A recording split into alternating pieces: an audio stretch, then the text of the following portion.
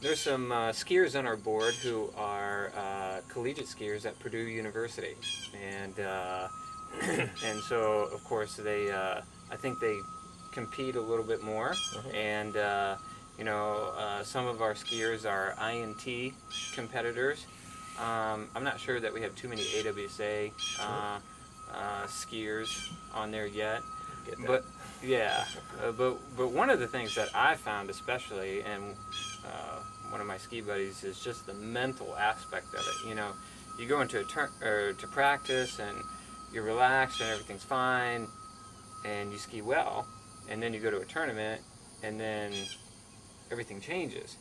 What is your mental approach to a tournament? What are you thinking about? What are you not thinking about? What are you, you know, what's your mental approach to a tournament? Well, I'll preface it by saying the same as with training. That fades in and out. Okay. And sometimes I feel like a hypocrite talking about the mental approach when I go out and bomb a tournament pass, tournament set. But that actually, the negative gives me as much feedback as the positive. The tournaments that I've skied well at, I've always gone into the tournament with a positive approach. Some confidence, not because I skied well in practice, because I know I have skied well and I know how to ski well. I don't always do it. And this is the same with anyone. You know that your best is attainable. Right. But you've got to be willing to stand up and do that. Focus beforehand is very important. A lot of times in practice we'll take sets where we just jump in the boat, we go ski. Sometimes those are good sets, but in a foreign environment with people watching and competition-based setup, that's difficult. Right. I guess the biggest thing, like you said, what are you thinking about, what are you not thinking about? One of the biggest things I think to a good mental approach to any sport is taking out the not anything, the don't anything.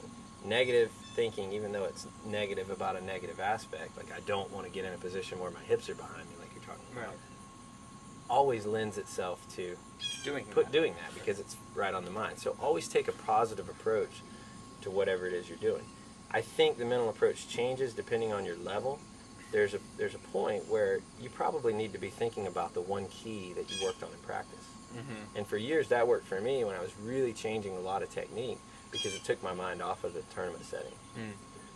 If you feel like it lately, I've just been skiing and kind of feeling it, I would recommend before you ski, walking through every pass you have to do.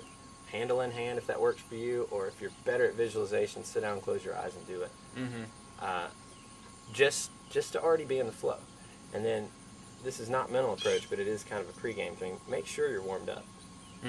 If you ski at 7:30 in the morning in a collegiate tournament, it's easy to not warm up before that because you run down to the dock because you just came from the hotel room. But spend 15 minutes sweating. Except in the winter, obviously. Sure. For guys from Purdue, that might be tough. Right.